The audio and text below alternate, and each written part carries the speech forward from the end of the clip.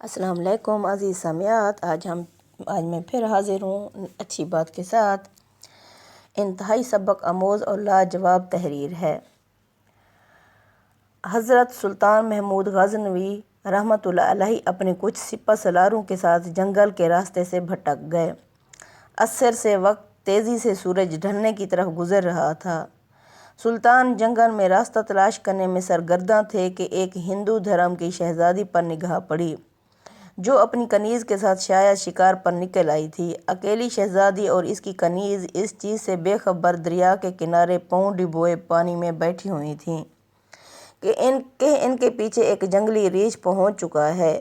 اس وقت تک کہ سلطان کا تیر اس کے حلق سے آر پار ہوتا، وہ ریچھ شہزادی کی کنیز کو ایک ہاتھ کے پنجے سے ضرب دے چکا تھا۔ اس سے پہلے شہزادی اپنا ترکش سنبھالتی اور تیر کمان میں لگاتی شاید بہت دیر ہو چکی تھی۔ سلطان محمود غزنوی رحمۃ اللہ علیہ نے پے در پے 3 تیر اس جنگلی درندے پر مارے، جس سے وہ ڈھیر ہو گیا۔ شہزادی کو یہ جاننے میں مشکل نہ ہوئی کہ اس مہارت اور بہادری کا مظاہرہ کوئی جنگجو سپہ سالار ہی کر سکتا ہے۔ شہزادی سلطان کی طرف متوجہ ہوئی، اظہار تشکر کے لیے اپنا تعارف کرواتے ہوئے بولی، میرا نام سمرتی ہے، میں جے پور ریاست کے راجہ کی اکلوتی بیٹی ہوں۔ میری جان بچانے کا شکریہ، میں اپنے پتا سے کہہ کر فوج میں کوئی اعلیٰ عہدہ تمہیں دلوا دوں گی۔ ویسے تم ہماری فوج کے سپاہی لگتے نہیں ہو، بتاؤ کہاں سے تمہارا تعلق ہے؟ سمرتی شاید یہ نہیں جانتی تھی کہ اس کے سامنے کوئی معمولی سپاہی نہیں ہے، بلکہ اس وقت کے سب سے طاقتور اسلامی لشکر کے سربراہ اعلیٰ سلطان محمود غزنوی رحمۃ اللہ علیہ ہیں، جن کے نام سے ہی ہندو راجاؤں کے حلق خشک ہو جاتے تھے۔ سلطان نے مختصراً اپنی شناخت ظاہر نہ کرتے ہوئے کہا، جی کسی اور فوج کا سپاہی ہوں۔ چلیے محترمہ، میں آپ کو کسی محفوظ مقام پر پہنچا دوں گا، آپ میرے پیچھے پیچھے چلتی جائیں، اندھیرا بڑھتا جا رہا ہے، راستہ نہ ملا تو شاید اسی جنگل میں رات بسر کرنی پڑے گی۔ شہزادی سمرتی جان چکی تھی کہ یہ شخص لالچ اور خوف سے پاک ہے۔ وہ سلطان کی نظروں میں حیات دیکھ کر خود کو محفوظ محسوس کر رہی تھی۔ جنگل کی خاردار جھاڑیوں کی وجہ سے شہزادی کا پیرہن مختلف جگہ سے چھلنی ہو چکا تھا۔ شہزادی تھکاوٹ سے چور ہو چکی تھی۔ سلطان نے شہزادی کو ایک سخت پتھروں اور درختوں کی اوٹ کی طرف اشارہ کرتے ہوئے کہا، شہزادی آپ ادھر آرام کر لیں، رات کی تاریکی بڑھ رہی ہے اور موسم میں بھی تغیر کے اثرات ہیں۔ اندھیرے میں مزید سفر گھنے جنگل میں کرنا دشوار ہے۔ صبح سویرے ہی نکلیں گے تو شاید میں آپ کو کسی محفوظ مقام پر پہنچا سکوں۔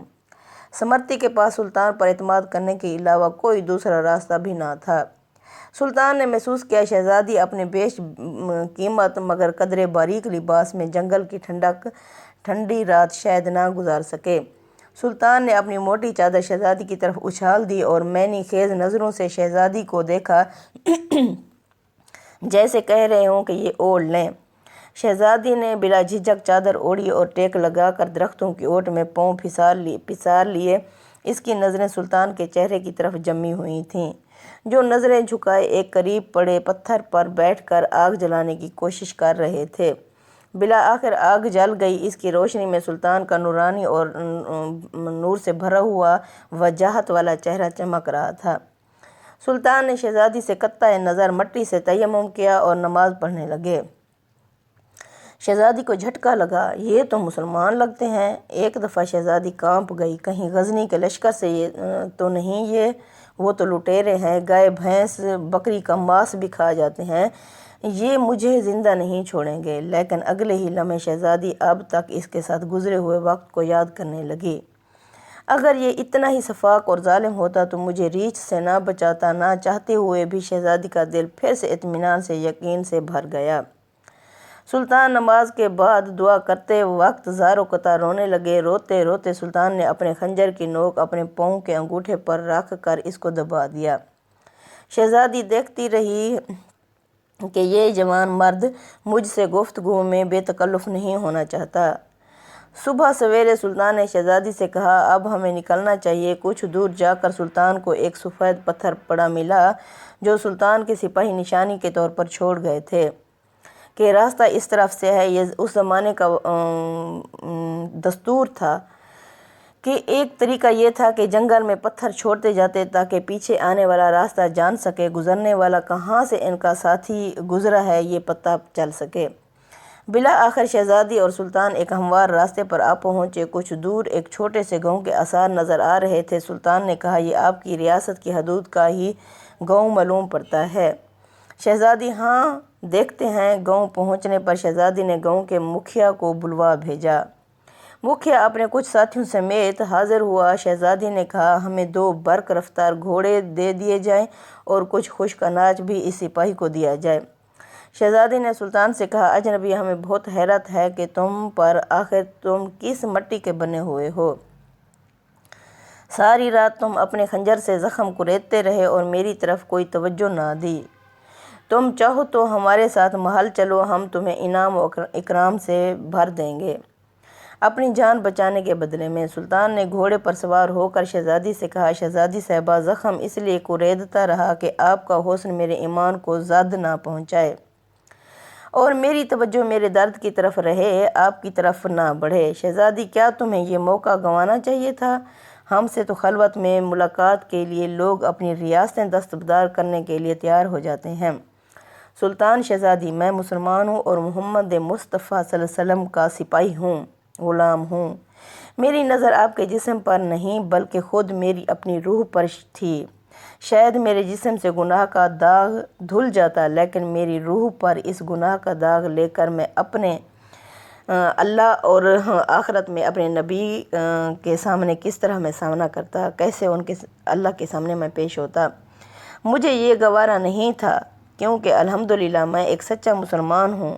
شہزادی، یہ جواب سن کر اس سپاہی کی اپنے سچے مذہب اسلام کے ساتھ لگاؤ، محبت اور وفاداری دیکھ کر ان کے کردار سے متاثر ہوئے بنا نہ رہ سکی، جیسے اس کا دل اسی اجنبی کے مذہب اور زندگی میں شامل ہونے کو بے قرار ہو رہا ہے۔ یہ کہہ کر سلطان نے اجازت چاہی۔ شہزادی، اپنا اور اپنی فوج کا نام تو بتاتے جاؤ، ہم یاد رکھیں گے۔ سلطان نے چادر سے نقاب اوڑھا، تیر ترکش کندھے پر ڈالے، تلوار اپنے میان میں ڈالی اور گھوڑے کی رکابیں پکڑتے ہوئے بولے، شہزادی، میرا نام سلطان محمود غزنوی اور میں ہی غزنی کی عظیم و شان فوج کا سپہ سالار اعظم اور سلطان بادشاہ ہوں۔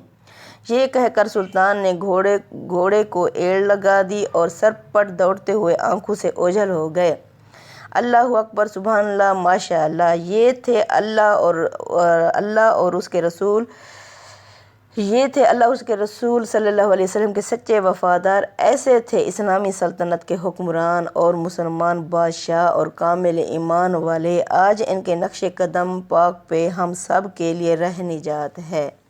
السلام علیکم ورحمۃ اللہ وبرکاتہ۔